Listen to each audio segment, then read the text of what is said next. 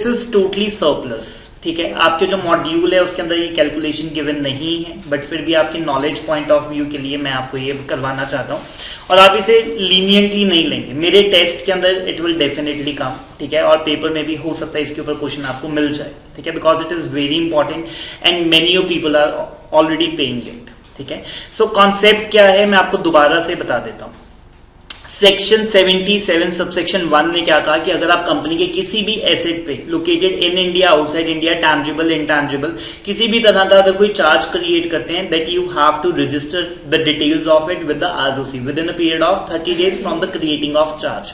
तो ओरिजिनली आपको 30 दिन दिए गए, और अगर आप कहते हैं कि जी सर हम 30 डेज में नहीं करवा पाए, सो इन दैट केस आपको 30 डेज की फर्स्ट एक्सटेंशन मिल जाएगी, फर्स्ट एक्सटेंशन, और उसके बाद भी अगर आप नहीं करवा पाए तो आपको 60 डेज की एक और लास्ट एक्सटेंशन मिल जाएगी। So totally you are having 120 days from the date of creation of the charge. और हमने कहा सर 120 डेज के बाद भी कोई दरवाजा है जो हम खटखटा सकते हैं कि सर हमसे लेट हो गई, तो हमने कहा कि नहीं, now there is no provision, earlier there used to be, but central government के पास कंडोनेशन ऑफ डिले की पावर होती थी जो कि अब उनके पास नहीं है। और मैंने आपको एक डेट भी याद करवाई थी, दैट वाज 2/11/18। ये जो अमेंडमेंट आई थी वो कब से आई? 2/11/18। ठीक है, सो अगर आपका जो चार्ज है दैट इज क्रिएटेड ऑन और आफ्टर 2 नवंबर 2018 के बाद से अगर वो क्रिएट किया गया, इन that case new provision will be applicable. अगर आपने 120 डेज में उसको अगर रजिस्टर करवा दिया then it is well and good, else आप उसे नहीं करवा सकते। ठीक है, सो अब हम वो केसेस करने जा रहे हैं जिसमें हम ओरिजिनल 30 डेज में नहीं करवा रहे, क्योंकि ओरिजिनल 30 डेज में अगर आप करवा लेते, इन that case first step registration of the charge with the ROC. Time period कितना है? From the with in the 30 days from the creation of charge. Days क्या है? मतलब जिस दिन आपने चार्ज रजिस्टर करवाया उसके अंदर 30 डेज आप ऐड करेंगे, और अगर आप उसमें करवा देते हैं देन यू हैव टू पे only and only the normal fees. ठीक है, जो भी फॉर्म फाइलिंग CHG1 की जो फीस है, मैंने आपको बताया था मिनिमम 200 और मैक्सिमम 600 है, that depends upon the authorised share capital of the company. Second step, अगर हमने कहा सर हम फर्स्ट 30 डेज के अंदर नहीं करवा पाए, then what will be the consequences? तो हमने कहा कि जी अब आप 60 डेज में करवा लो। 60 कैसे? ओरिजिनल 30 और नेक्स्ट 30। ठीक है, ये सेकंड एक्सटेंशन पे नहीं आए, अभी तो फर्स्ट एक्सटेंशन की ही बात हो रही है, जिसमें हमने कहा कि सर हम 30 से लेकर 60th डे के अंदर अगर करवाना चाहते हैं, तो हमने कहा कि जी ठीक है, चार्ज जिस दिन आपका रजिस्टर्ड हुआ, first original 30 days plus 30 days की फर्स्ट एक्सटेंशन, तो आप 60 डेज के विद इन जब मर्जी करवा सकते हैं, लेकिन उसमें आपको नॉर्मल फीस और एडिशनल फीस देनी पड़ेगी। ठीक है, और एडिशनल फीस मैंने अभी आपको बता दिया, आगे आएगा भी 6 टाइम्स। और थर्ड स्टेप, अगर हमने कहा कि सर हम 60 डेज में नहीं करवा पाए, पहले 60 डेज में नहीं करवा पाए, तो अब हम आपको और 60 डेज दे देंगे और टोटल कितना हो जाएंगे? 120 डेज। लेकिन इसमें अब आपको नॉर्मल फीस भी पे करनी है, वेरी इंपॉर्टेंट एडिशनल फीस भी पे करनी है, और लास्ट में एड वैलोरम फीस भी आपको पे करनी पड़ेगी। ठीक है, और मैंने बताया था ad valorem is value based. ठीक है, जो भी फीस होगी of the loan amount. Okay, और हमने कहा कि सर हम 120 डेज में भी अगर रजिस्टर नहीं करवा पाए, तो हमने कहा कि जी नाउ देयर इज नो वे, अब नहीं हो सकता जी, अब नहीं हो सकता, अब वो रह गया। और मैंने उसके बारे में भी आपको बताया था what will be the consequences. हमने कहा कि sir there must be something, तो हमने कहा नाउ देयर इज नॉट। अब क्या होगा? अगर कंपनी का लिक्विडेशन में चल जाती है तो आप सिक्योर्ड क्रेडिटर्स में नहीं बैठेंगे, बल्कि आप अनसिक्योर्ड में जाकर बैठेंगे। Now your charge will not be considered valid. ठीक है, क्योंकि आपने उसे रजिस्टर करवाया ही नहीं।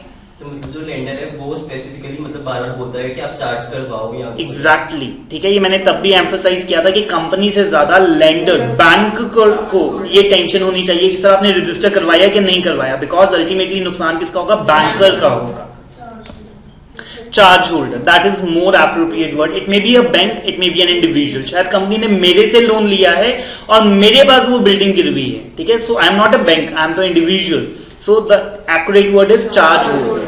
सर इसमें प्रायर नोटिफाई भी करना पड़ता है कि हम इस 30 डेज में नहीं कर पाएंगे, मतलब कि हमारे को एक्सटेंशन चाहिए? नहीं, या बस वो ऑटोमेटिकली आपको? हाँ, एक्सटेंशन आपको मिल जाएगी, बट वाई कांट यू? ठीक है, 30 डेज में आप करवा सकते हैं। जब आपने चार्ज क्रिएट किया, एक फॉर्म ही तो भरना है DAC लगाकर। ठीक है, मेरे को नहीं लगता कोई रीजनेबल कॉज होगा कि हम क्यों नहीं करवा पाए। ठीक है, एक फॉर्म ही तो भरना था।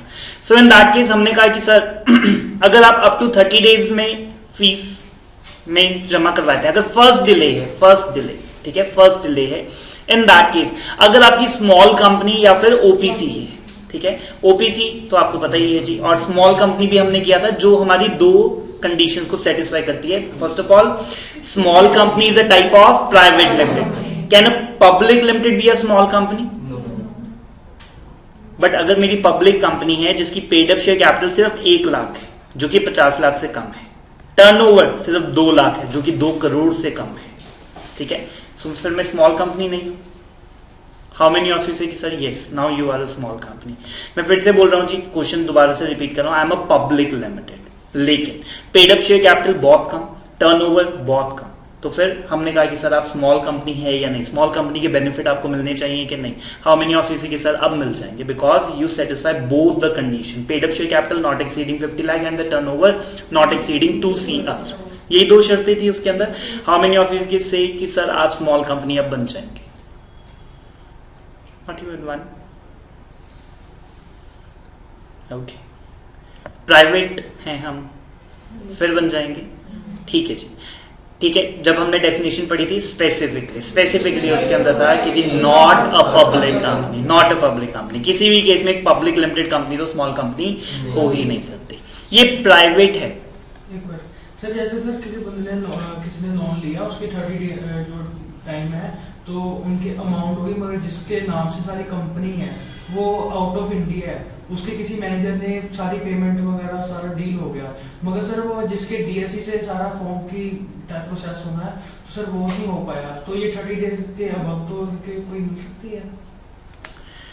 ओके, बड़ी हाइपोथेटिकल सिचुएशन आपने बनाई, लेकिन इसमें बिल्कुल भी दम नहीं है, ठीक है. रीजन, डायरेक्टर ने साइन करने, सारे डायरेक्टर बाहर हैं नहीं. आप कह रहे हैं जो मेन पर्सन है he is out, second director कर सकता है, सेकंड नहीं तो थर्ड डायरेक्टर कर सकता है, ठीक है. आप कहते हैं सर तीनों डायरेक्टर बाहर है, ठीक है, डीएससी लगने हैं, ऑनलाइन सिग्नेचर होने, ठीक है. देयर बिन टाइम, पहले ना इनकम टैक्स के रिटर्न में एक्सटेंड हो जाती थी, ठीक है, जब कुछ बैंक्स बंद होते थे या कुछ भी होता था, संडेज होते थे तो फिर मंडे को हो जाते थे, ठीक है. नाउ दिस ईयर और लास्ट ईयर जो इनकम टैक्स की रिटर्न थी वो एक्सटेंड नहीं हुई, वो कहते सब कुछ तो ऑनलाइन है, ठीक है, आपने कहीं जाना थोड़ी ना था, ठीक है, आपने घर बैठे रिटर्न भरनी थी, ठीक है. सो इन दैट केस मेरे को तो ये बिल्कुल भी रीजनेबल कॉज नहीं लगता है, ठीक है. और अगर है भी, अगर वो ऑनलाइन ही तो साइन कर सकते हैं, तो वो जहां पर भी बैठे, लेटर से वो यूएस में बैठे, तो वहां से अपना डीएससी अटैच करके भेजते हैं हमें, ठीक है. मेल ही तो करनी है, ऑब्वियसली ऑनलाइन है जी. सो स्मॉल कंपनीज के लिए हमने थोड़ा सा बेनिफिट दिया जी. Small company and the OPC को हमने क्या कहा कि आपको जो लेट फीस है वो सिर्फ 3 टाइम्स लगाएंगे, लेकिन अगर आप स्मॉल कंपनी या ओपीसी नहीं है, in that case 6 times it is going to be. और हमने कहा कि सर 30 डेज से ज्यादा हो गए और 90 डेज के अंदर, इन दैट केस 6 टाइम्स तो फीस आपको पे करनी ही करनी है, और 0.05% ऑफ द लोन अमाउंट, और इनको आधा किया जी, पहले भी आधा था, और इनको हमने क्या कहा कि आपको कितना देना है 0.025 का आधा 0.25 नहीं होता जी, 0.025, ठीक है.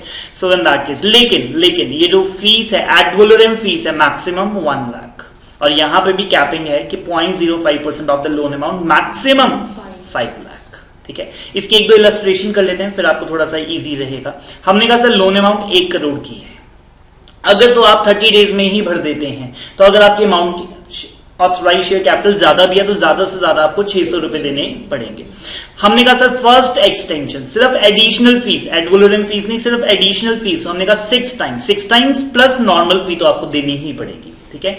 इसको कंफ्यूज मत हो जाना, 7 टाइम्स अब टोटल पे करना पड़ेगा, 600 तो देने ही थे, अब 6 गुना plus normal fee, so it is going to be 4200. और हमने कहा सर अगर हम 60 डेज से भी ज्यादा लेट हो गए और आखिरी सेकंड एक्सटेंशन में चले गए, इन दैट केस 4200 तो समझ में आता है आपको, 600 plus 3600 normal fees plus additional fees plus 0.05% of 1 CR, 0.05% of 1 CR, that is 5,000 or 1 lakh whichever is less. तो 5,000 और 1 lakh whichever is less 5,000 plus 4200 total आपको 9200 रुपीज इस फॉर्म को पे करने पड़ेंगे, बिकॉज आप लेट हो गए, ठीक है। और 120 डेज के बाद तो फॉर्म भरा ही नहीं जाएगा जी। अब आप अनसिक्योर्ड वाली कैटेगरी में बैठेंगे, चाहे आपके पास फ्लोटिंग चार्ज था चाहे फिक्स चार्ज था, will not be considered good in case of liquidator, ठीक है। बट मैंने बताया था it is good against company, ठीक है। लिक्विडेटर नहीं है पॉइंट हुआ, कंपनी आपका चार्ज नहीं डिनाई कर सकती, क्योंकि पहली गलती तो कंपनी ने की। ये फॉर्म किसको भरना था? Every company. जब मैंने आपको पढ़ाया सेक्शन 77 एवरी कंपनी, उसके बाद बताया था कि अगर कंपनी 30 डेज में नहीं भरती देन द चार्ज होल्डर में अप्लाई, ठीक है। तो चार्ज होल्डर की भी गलती है बट कंपनी की भी तो गलती है।